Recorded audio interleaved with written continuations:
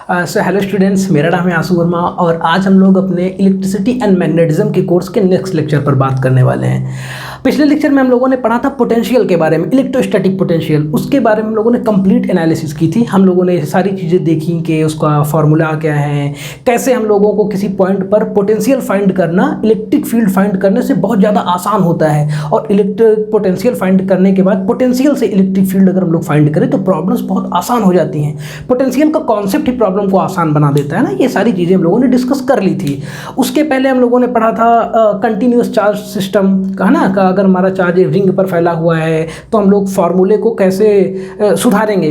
Coulomb's law का formula, electric field हम लोगों ने पढ़ा, उसके फार्मूले में क्या सुधार करेंगे ताकि हम लोग कंटिन्यूस चार्ज के सिस्टम पर कूलॉम्स लॉ को अप्लाई कर सकें, है ना। ये सारी चीज़ें हम लोगों ने डिस्कस कर ली थी।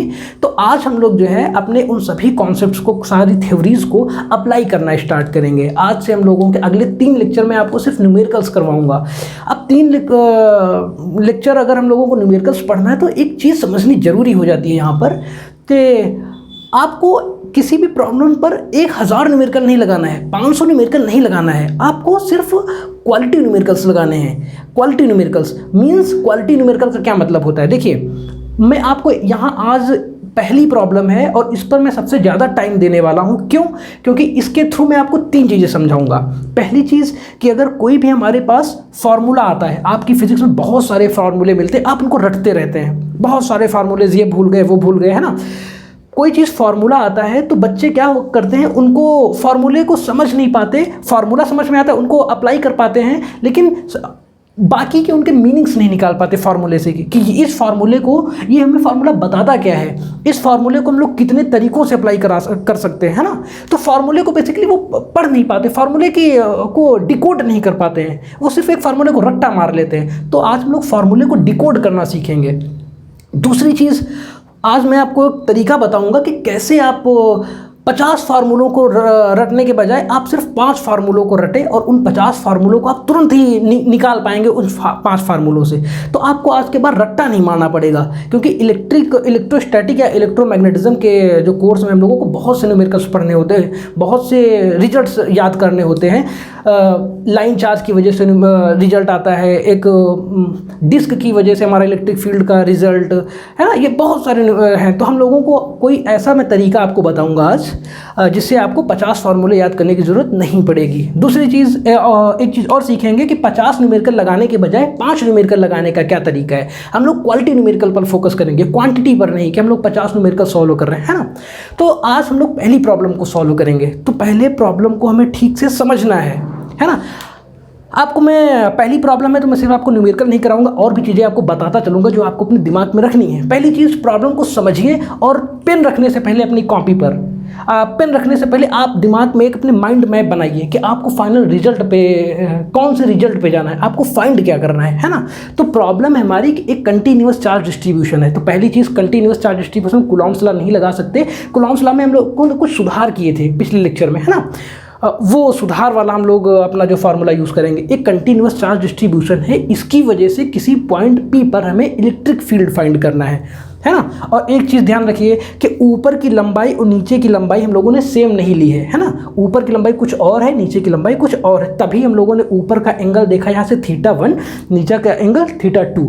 अगर लंबाई बराबर होती तो दोनों एंगल्स क्या हो जाते हमारे, बराबर। ठीक, ये डिस्टेंस हम लोगों ने मान ली कोई r0 फिक्स्ड डिस्टेंस है ना।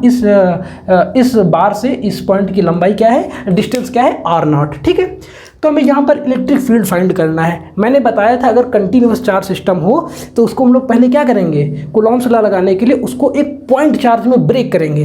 तो इसका हमको एक बहुत छोटा सा कट करेंगे पार्ट, ये छोटा सा पार्ट। अब सोचिए ये बहुत छोटा हो गया, बहुत छोटा सा पार्ट कट किए हैं, मैंने तो जूम करके दिखा दिया है ना, इतना छोटा कि वो पॉइंट चार्ज जैसा वर्क करने लगा।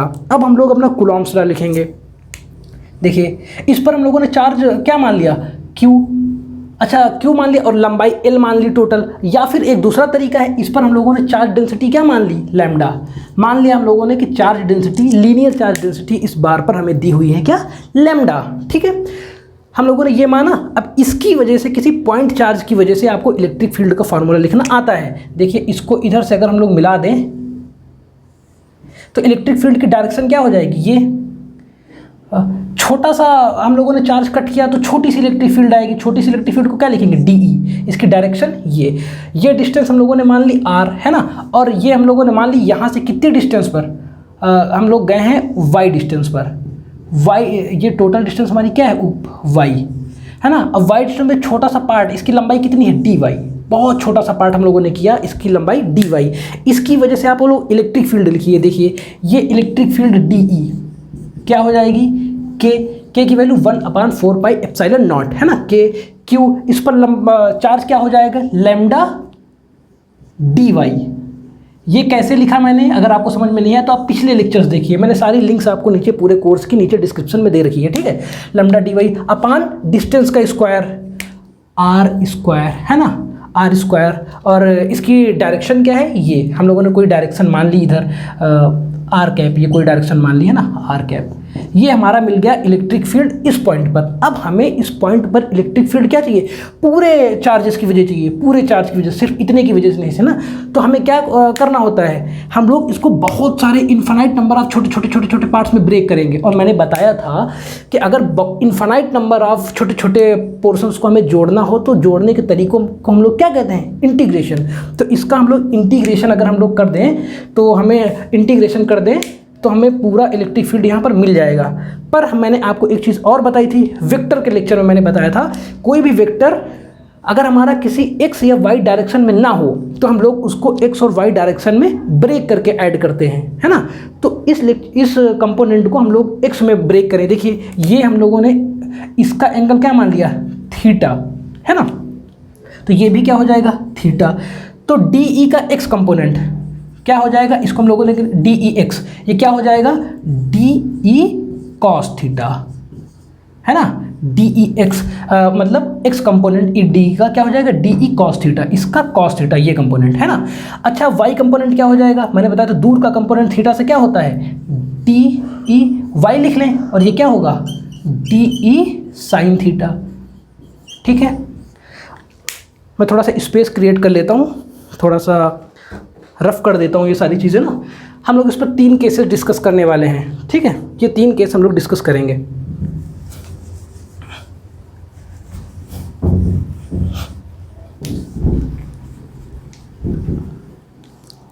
चलिए देखिए, हमें x मिल गया और y मिल गया। अब हमें अगर x में टोटल इलेक्ट्रिक फील्ड चाहिए, इन सारे कंपोनेंट्स की वजह, छोटे छोटे पार्ट्स को ऐड करना है, तो हम लोग क्या करेंगे, देखिए अगर मैं रफ कर दूं तो आप स्क्रीनशॉट ले लीजिए, ठीक है। डी ई एक्स टोटल हमें जोड़ना है, तो ये हो जाएगा हमारा डी ई कॉस थीटा का इंटीग्रेशन। कहाँ से कहाँ तक इंटीग्रेशन, देखिए यहाँ से हम लोग पूरा कवर करने के लिए हम क्या करेंगे, थीटा ये जो हमारा है कहाँ से कहाँ तक जाना चाहिए, यहाँ से यहाँ तक गया। अगर हम लोगों को पूरा बार कवर करना है ये चार्ज, तो हम लोग थीटा को कहाँ से माइनस थीटा 2 से थीटा 1 तक जाना चाहिए हमारा।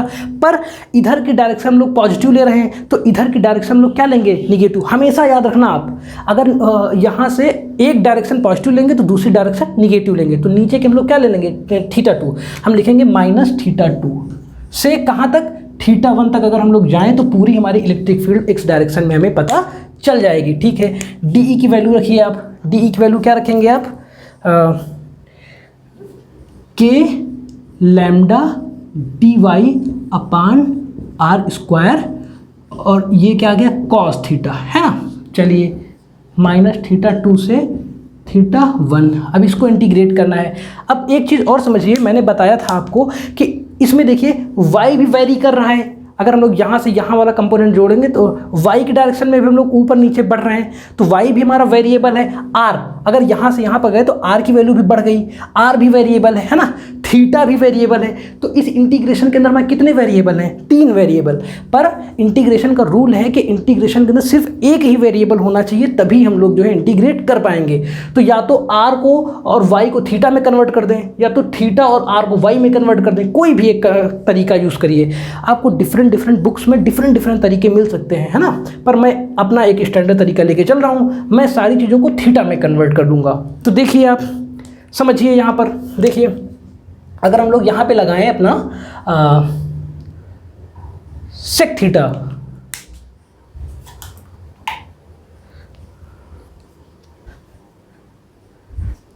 ठीक है, देखिए अगर हम लोग यहाँ पर अपना लगाएं sec theta, sec theta, sec theta क्या हो जाएगा, सेक थीटा सॉरी हम लोग लगा लेते हैं अपना कॉस थीटा। कॉस थीटा होता है हमारा आधार आर नॉट अपान हाइपोटेन्यूज, आधार आर नॉट अपान हाइपोटेन्यूज क्या है आर। तो आर नॉट की वैल्यू क्या मिल गई हमें, R cos theta, R naught बराबर आर कॉस थीटा, या फिर हम लोग आर की वैल्यू लिख सकते हैं, आर इधर निकालिए, आर बराबर R not upon cos theta, या फिर 1 अपान कॉस थीटा को हम लोग लिख सकते हैं सेक थीटा।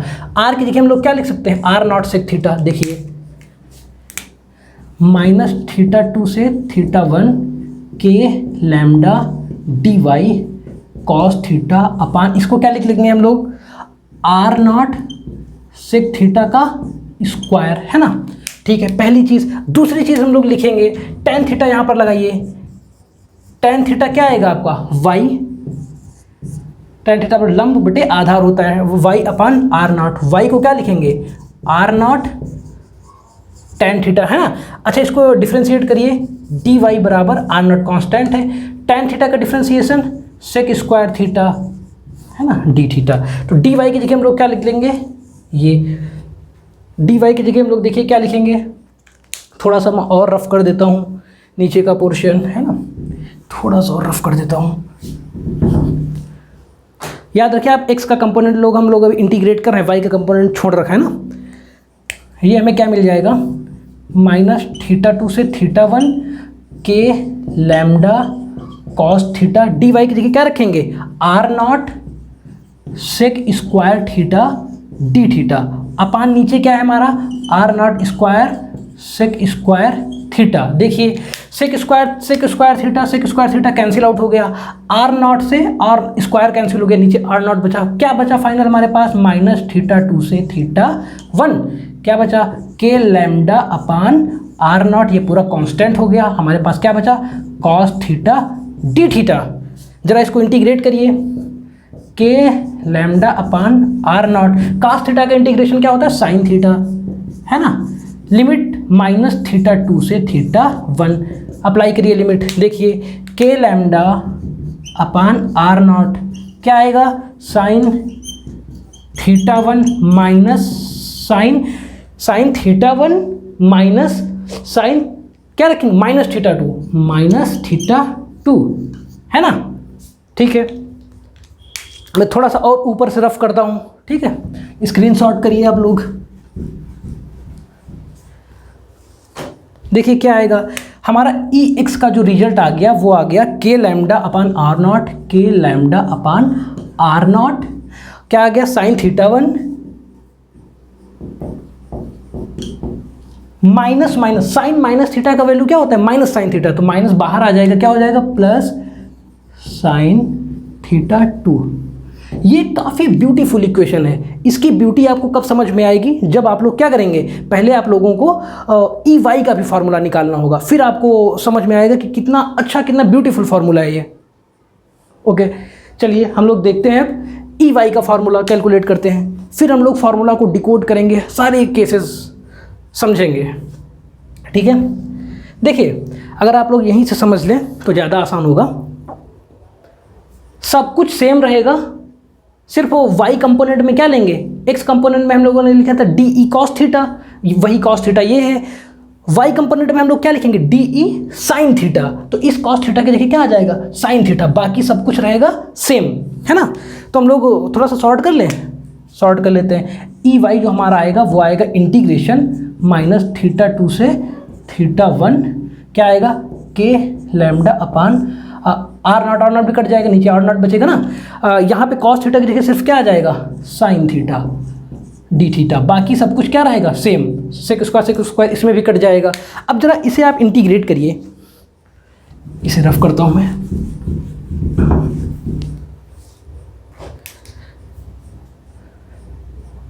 अगर आपको कोई डाउट आ रहा है ना तो मुझे नीचे कमेंट कर दीजिएगा, मैं आपको कमेंट में रिप्लाई दे दूंगा। साइन थीटा देखिए ये पूरा कांस्टेंट है, इसको बाहर करिए, K lambda upon R not, ये साइन थीटा का इंटीग्रेशन क्या होता है, minus cos theta, limit theta 1 से माइनस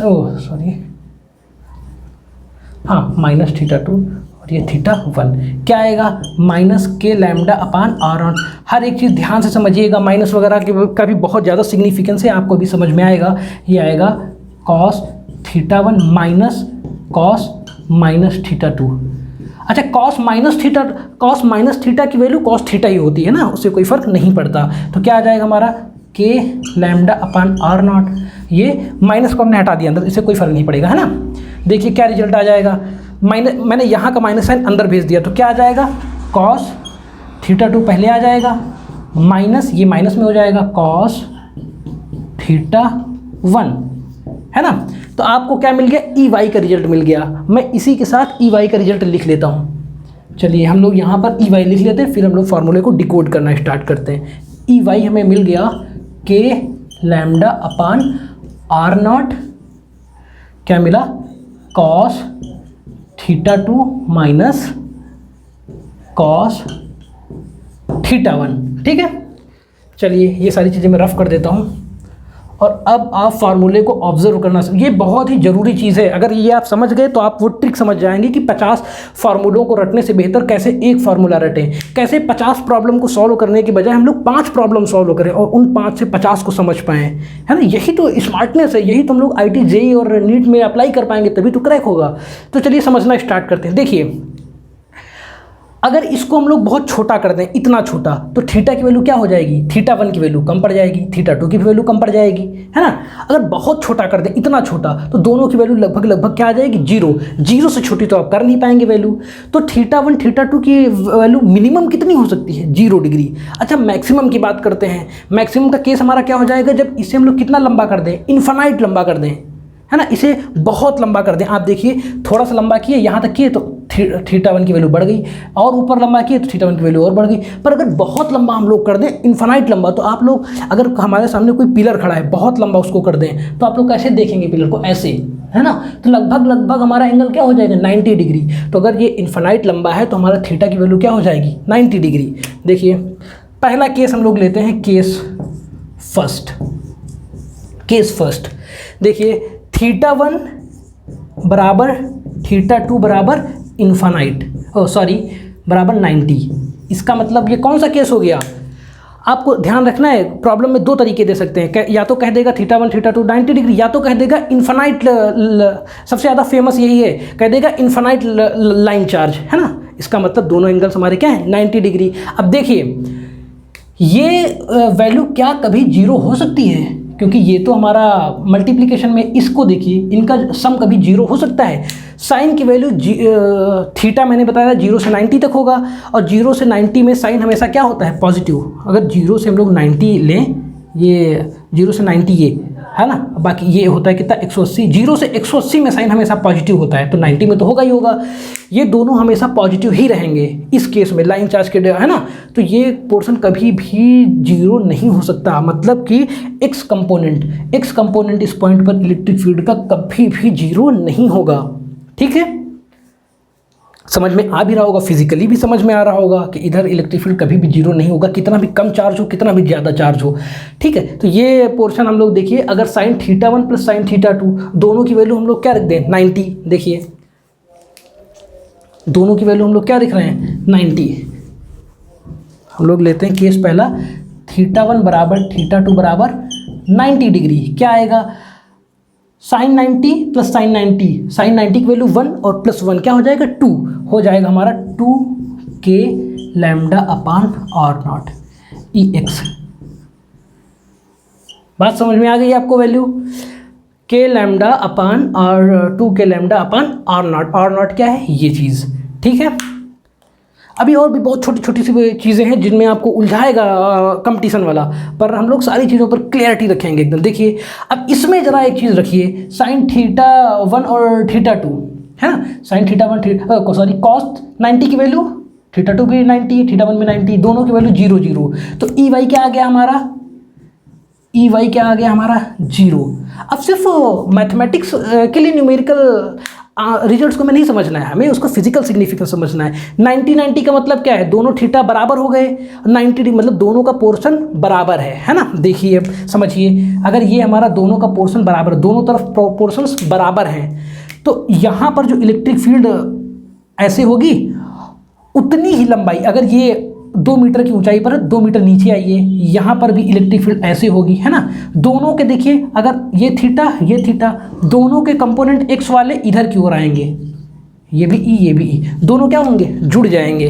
एक्स की डायरेक्शन में दोनों जुड़ रहे हैं, पर वाई की डायरेक्शन में आप देखिए दोनों का मैग्नीट्यूड सेम है, पर इधर का ये और ये इधर, ये दोनों की डायरेक्शन क्या हो जाएगी, अपोजिट, तो दोनों एक दूसरे को कैंसिल कर देंगे। इसी तरह से हर एक पोर्शन के लिए, ऊपर वाले पोर्शन के लिए नीचे का एक पोर्शन भी होगा, इसलिए वाई के कंपोनेंट्स हमेशा कैंसिल आउट होते जा रहे हैं। ठीक, ये कब होगा, जब दोनों ऊपर और नीचे का लंबाई जो है बराबर हो। जरूरी नहीं कि 90 डिग्री हो, अगर दोनों देखिए, अगर ये इतने लंबे होते पर θ1 θ2 क्या होते बराबर, इसकी भी लंबाई थोड़ी ज़्यादा होती तो θ2 θ1 के बराबर हो जाता। अब देखिए cos θ2 माइनस cos θ2, θ1 θ2 बराबर हो गए ना, तब भी ये कैंसिल आउट हो जाता, वो y0 हो जाता। तो अगर ऊपर नीचे की लंबाई बराबर है बार की इस लाइन से, तब क्या होगा, y कंपोनेंट हमेशा हमारा 0 मिलेगा। तो आई होप कि आपको डिकोड समझ में आ रहा होगा कैसे हम लोग इस फॉर्मूले को डिकोड कर रहे हैं, कैसे समझ रहे हैं, है ना।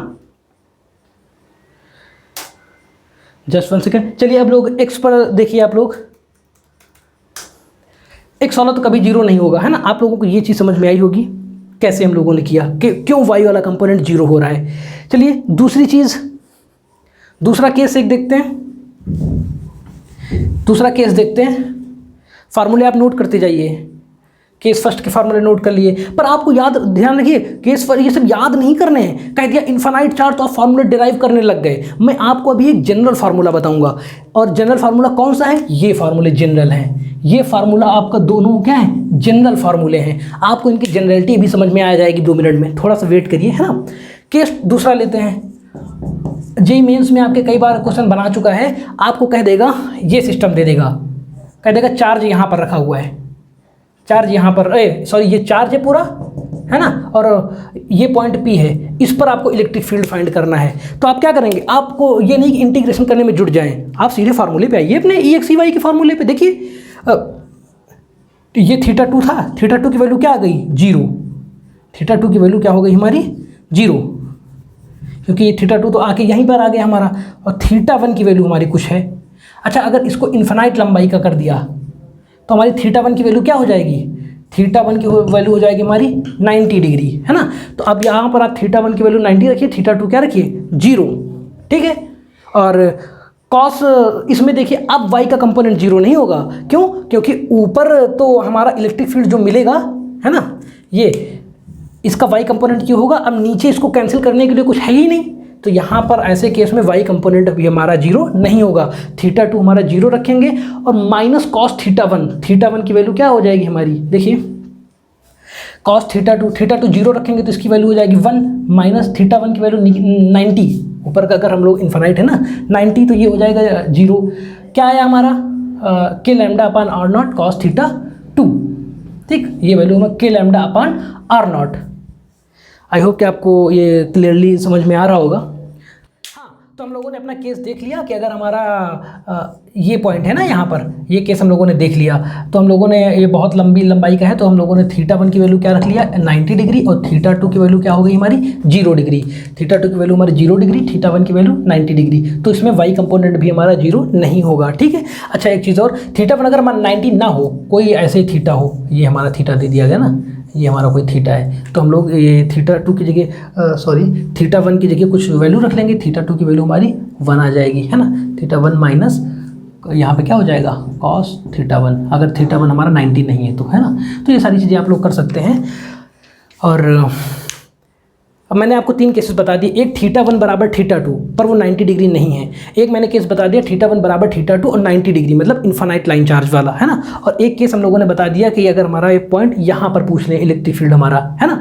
तो आप लोग ये करने समझ गए। अब जहाँ पर आपको कंपटीशन वाला, आपको जेईई मेंस और नीट वाले आपको फंसाएंगे, वो सारी चीज़ें देखिए क्या हैं, कहाँ पर वो आपको फंसा सकते हैं। चलिए देखिए, आपको अगर कोई प्रॉब्लम दी हुई है, ये आपको अगर प्रॉब्लम दी हुई है, ऐसा दे दिया और ये लिख दिया आपका 30 डिग्री है, ये आपको लिख दिया 60 डिग्री है, तो याद रखिए आप जब इस फॉर्मूले में θ1 θ2 की वैल्यू आप रखेंगे इन जगहों पर, तो उसमें साइन नहीं लेंगे। थीटा 2 की वैल्यू हम लोग डायरेक्ट क्या रखेंगे 30 डिग्री, थीटा 2 की वैल्यू हम लोग डायरेक्ट रख देंगे 30 डिग्री, थीटा की वैल्यू हम लोग रख देंगे डायरेक्ट क्या 60 डिग्री।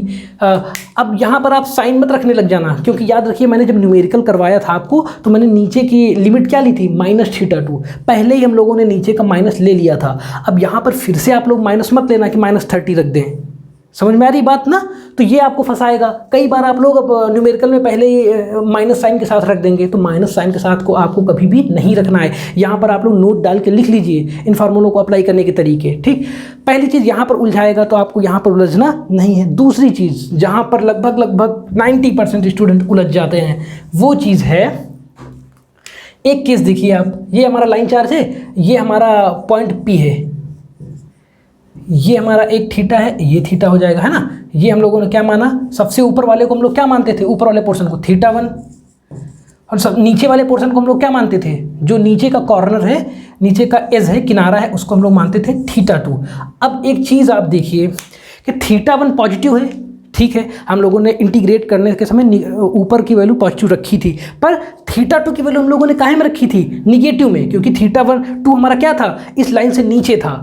पर θ2 क्या हमारा इस केस में निगेटिव है, नहीं, हमारा नीचे लाइन नीचे तक एक्सटेंड है ही नहीं। तो उस फार्मूले में हमें क्या रखना चाहिए था, अगर इसके लिए हम लोग डेराइव करते तो हम लोग θ2 से θ1 करते, θ2 को भी निगेटिव ना लेते। इसलिए अब इन फार्मूलों में θ2 की जगह हम लोग क्या रखेंगे, -θ2। अगर यहाँ पर हमें θ1 जो है दिया है 30 डिग्री, 60 डिग्री, और θ2 हमारा दिया है 30 डिग्री, तो हम लोग जो प्रॉब्लम्स में पुट करेंगे वो θ1 60 पुट करेंगे, लेकिन θ2 हम लोग -30 पुट कर देंगे, क्योंकि माइनस हम लोगों ने पहले ही पुट कर रखा था डेरिवेशन में। एक बार जब और माइनस पुट कर देंगे तो क्या माइनस माइनस वो प्लस बना देगा, समझ में आ रही बात। तो ये केस आपको जरूर याद रखना है, यहाँ पर आपको वो फंसाने की कोशिश करेगा। तो देखिए 3 केसेस में आपको न्यूमेरिकल फार्मूले नहीं याद रखने हैं, बस आपको एक यही फार्मूला याद रखना है। आपको तीनों के 3 केस नहीं, आपको 50 केस बना दे, इस पर कहीं भी पॉइंट ले ले, कोई भी थीटा ले ले, आप कर पाएंगे, ठीक है। थोड़ा सा और मॉडिफिकेशन, एक चीज़ और देखिए, आपको बुक्स में मिल जाएंगे ये बड़ा सा एक वो मिल जाएगा आपको फार्मूला। आप सोचेंगे कितना रटेंगे हम भाई, इतना बड़ा कैसे रटेंगे, तो आपको देखिए क्या प्रॉब्लम है। मैं सारी बुक्स को पढ़ के आपको एक समराइज करके दे रहा हूँ चीज़ें, ठीक है। देखिए क्या दिक्कत आएगी, कई बार आपको ये दे देगा, कह देगा ये हमारा पॉइंट है कोई, है ना, ये हमारा पॉइंट है कोई, कह देगा ये लंबाई L है और ये लंबाई जो है 2L है और ये लंबाई L है, ठीक। और अब θ1 θ2 आपको देगा ही नहीं, ये पॉइंट दे देगा और दोनों की लंबाई दे देगा। तो आप क्या करेंगे ऐसी प्रॉब्लम्स में, sin θ1 की जगह क्या रखेंगे आप लोग, sin θ1 की जगह रख देंगे आप लोग sin θ1। देखिए θ1 ऊपर वाला था ना और ये θ2 था, sin θ1 क्या हो जाएगा, sin θ1 लंब 2L बटे कर्ण, ये वाला, ये कितना हो जाएगा, ये L है, ये 2L है, तो ये हो जाएगा √4L² प्लस L², क्या हो जाएगा √5L, है ना, L कट गया 2/√5, ठीक। ये आप ऐसे रख सकते हैं। और sin θ2 की वैल्यू इसी तरह से रख देंगे, क्या sin θ की वैल्यू रख देंगे, θ2 की वैल्यू आप रख देंगे L/, ये क्या हो जाएगा √2L, L कट गया 1/√2, ये वैल्यूज रख सकते हैं हम ना। तो थीटा की टर्म्स में अगर नहीं दिया है तो आप लोग क्या कर लेंगे, इनको लेंथ के टर्म्स में रख लीजिए। sin θ1 θ2 की वैल्यू क्या है, लेंथ के टर्म्स में रख लीजिए। कई बार आपको कुछ और दे देगा, कह देगा ये y है, ये x है, ये L है, तो sin θ के 1 की जगह आपको क्या रखना है। आप देखेंगे बुक्स में कई बार θ1 θ के टर्म्स में फार्मूले आपको नहीं मिलेंगे, आपको लेंथ के टर्म्स में मिलेंगे। तो आपको घबराना नहीं है, आपको उन फार्मूलों नहीं रटने, आपको ये फार्मूले रटने हैं, ठीक। अगर ऐसा दिया है, ये कह दिया ऊपर लेंथ y नीचे x है, तो sin θ1 की जगह क्या रख देंगे y, और ये क्या हो जाएगा √x², ये सॉरी L² प्लस y², ठीक। इसी तरह sin θ2 cos θ1 cos θ2 सारे वैल्यू इसी तरह से रख देंगे, है ना। तो आई होप कि आपको ये प्रॉब्लम क्लियर होगी।